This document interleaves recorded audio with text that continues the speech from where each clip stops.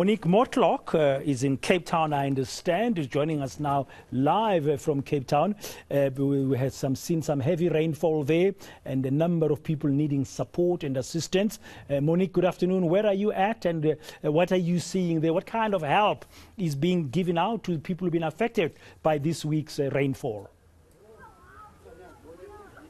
Now, we have heard from the city of Cape Town that they've deployed about 100 teams to various parts of Cape Town that have been hardest hit by the floods. Here where I am in Gugulethu, we see the aftermath of some people's homes that have been flooded. They have had to remove all of their furniture, appliances. So you still see some clothes hanging on the washing line, shoes outside, and all of these are items that have been that were underwater less than 24 hours ago. And thankfully the rain has stopped. Thankfully for these residents, the rain has stopped, and they've been able to just take stock of what was damaged, what type of damage the flood caused.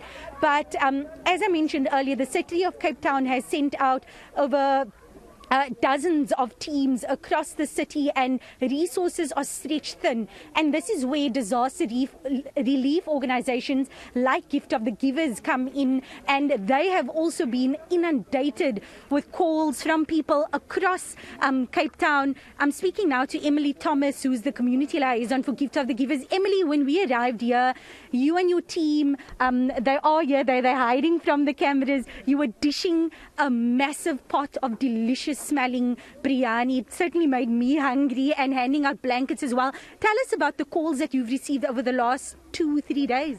Well, we have received calls since yesterday early hours of the morning, especially areas like Langa, Khayelitsha, Gugulethu, Ravensmead, and also Bishop Lavis has been flooded, and these were the areas that we worked in as from yesterday, and we just made sure that everybody had a hot plate of food, because I think that is what people needed most at this time, was just a warm plate of food and obviously a blanket to cover themselves with.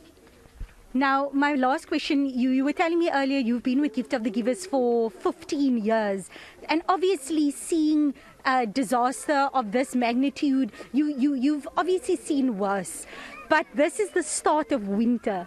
And we're already seeing this localized flooding in areas like Gugulethu, those areas you mentioned, Langa. Do you think that compared to other years, especially with the impact of the pandemic and the reliance that people have on organizations like yourself, that there's more of a need now? Most definitely. The need is much greater, simply because we know there's so much of unemployment in our areas at the moment.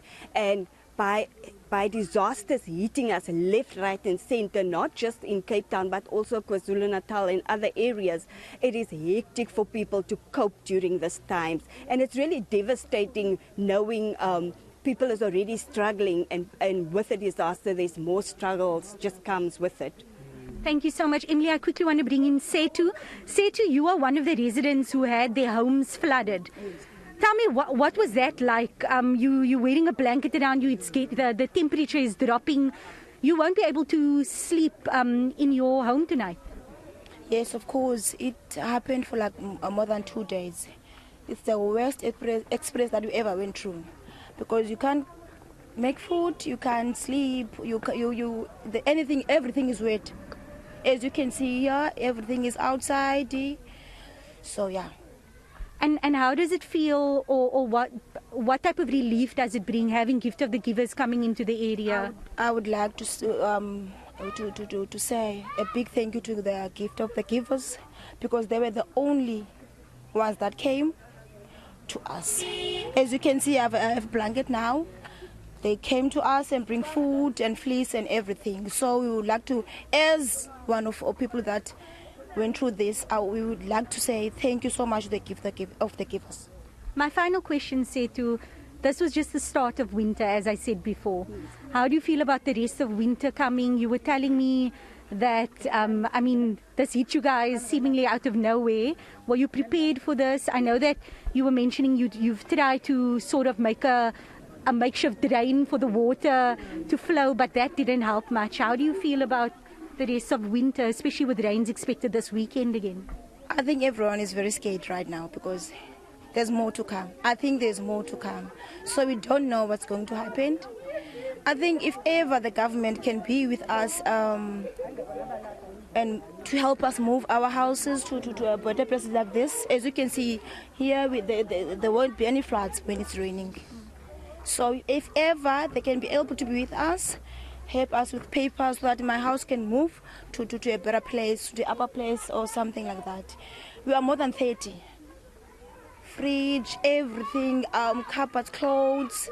Our kids can't even go to school because the clothes are wet. Please be with us. Even the gift that they give us, if they are able to help us, contact the government or whatsoever so that they can help us for anything they can do. Thank you very much. That was Setu. She's a resident here in Gugulethu whose home was flooded, and she and her family, they had to stay elsewhere last night, and they'll have to stay elsewhere tonight with much of their belongings here outside. And this is just one of dozens of individuals or households here in Gugulethu alone who are facing quite a cold and wet winter, and just appealing to government for any type of assistance. Yeah, hopefully they get given that assistance. Thank you very much for that update. Monique Motlok on the ground in Gugulethu in Cape Town in the aftermath of the heavy rainfall that affected the Cape Town area.